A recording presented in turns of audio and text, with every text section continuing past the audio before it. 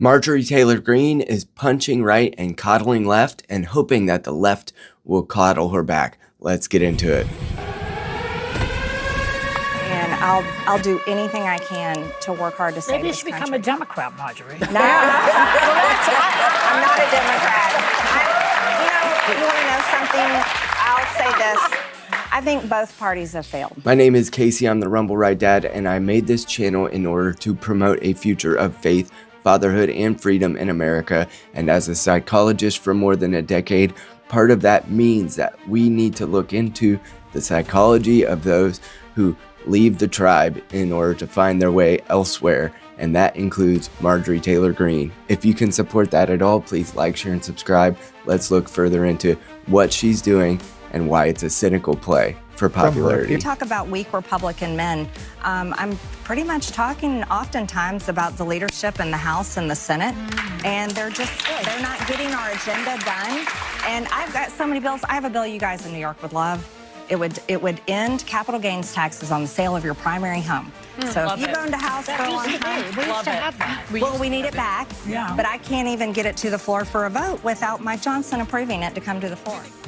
Marjorie Taylor Greene rose to prominence in the 2020s after being America First and an ardent supporter of President Trump, and then she sort of baked into high visibility as she oftentimes would go further and faster and farther than what ordinary GOP pundits would say. I'm punching right, coddling left. This might be an example of a way that, just like in the church, when leaders are new and they're being brought into the fold and escalated into the upper echelons of your movement very quickly, they oftentimes are the ones who have a colossal fall from grace because we escalated too quickly.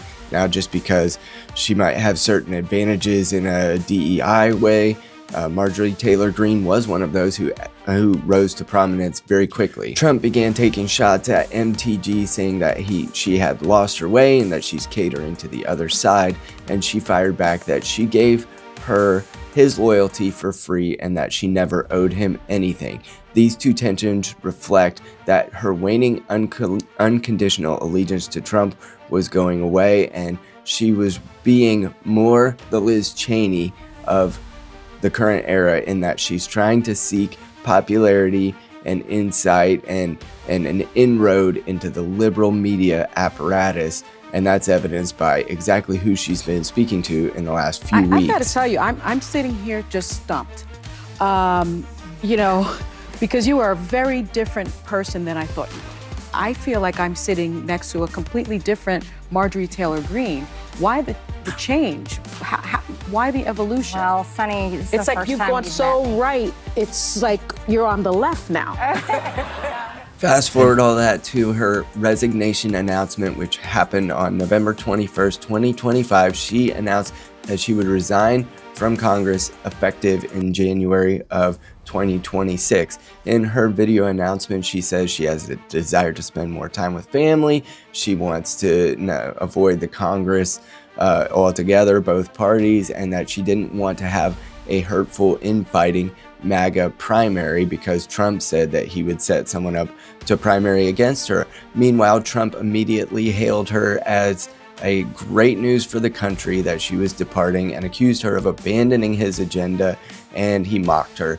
I suppose that another point of contention that was very real in their bickering was the Israel-Gaza conflict, how that was supposed to be handled, or who was actually the victim, oppressor, oppressed, I guess, if you want to take the Marxist view of it. So Marjorie Taylor Greene believed that there was some type of Jewish enclave of aggression that was on tour in Gaza, and Trump, of course, is the Netanyahu backer almost at all costs, even though he said that he didn't think he knew what the F he was doing at some point. So Trump being possibly a little bit more pragmatic, Marjorie Taylor Greene being a little bit more theoretical in their approach of the Gaza war, obviously led to further conflict. It's probably true that Marjorie Taylor Greene would have lost her primary fight, and so this timing of her media blitz as well as her retirement seems a little bit a cynical ploy to try to just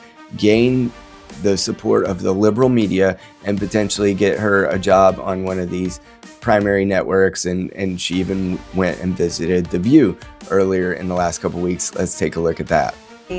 That people with powerful voices like myself and like you, and especially women to women, we need to pave a new path. This country, our beautiful country, our red, white, and blue flag is just being ripped to shreds, and I think it takes women of maturity to sew it back together. And I think that happens in Facebook. Marjorie Taylor Greene, I believe, while I think Thomas Massie is withholding to his integrity while he's trying to do what he's doing within the system of Congress, I believe that Marjorie Taylor Greene is simply being cynical, attempting to play the cards that she's been dealt in order to generate more clicks, attention, and in her retirement, she can position herself as Liz Cheney, which I believe is actually just another niche farming situation. So MTG found that there was a certain portion of the MAGA base that was becoming a little bit more disloyal about like foreign policy things or the Epstein files. And so in order to play to them, she began sort of signaling against the tribe. And as she began to signal against the tribe, she found a little bit more traction with some of the liberal media outlets who still hold a large portion of the Overton window and a large portion of the discussion and a large portion of the money. And so Marjorie Taylor Greene is simply playing the field that she can play. As somebody who is probably going to lose, she ultimately just wants her retirement to look as fruitful as it possibly can. And I think that's why she's signaling to all of these lefties and finding quite a bit of traction as The View attempted or seemed to treat her with some kid gloves. Greene also drew a line between her own views and President Trump's stalwart support of Israel and his ongoing military campaign to bomb alleged drug smuggling boats off the coast of South America, though she praised his actions to halt the U.S.-Mexico migrant crisis. If Marjorie Taylor Greene was defeated in her primary, she would have lost every opportunity to get the signaling points from the liberal media and to ultimately go on MSNBC or wherever else, NBC News and all those places.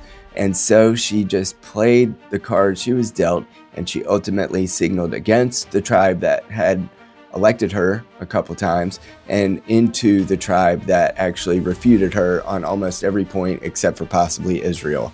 And in this way, they will chew you up and use you as an implement of their agenda if you let them. And I think Liz Cheney is a good example of this. You can be used by the liberal world order if you're in power, and ultimately the Make America Great Again movement, or perhaps the America First movement now, is the antithesis to that liberal world order. And so by Marjorie Taylor Greene signaling more against the revolutionary force, she is just abiding in the ordered. She's abiding with the empire. You know, if to use a Star Wars reference, she just decided that Darth Vader looked a little bit better, which I would usually appeal to, like, who's the leader of the WEF? You know, that German guy who's all scary. That's Darth Vader. She's just appealing to him instead of going with the revolutionary forces.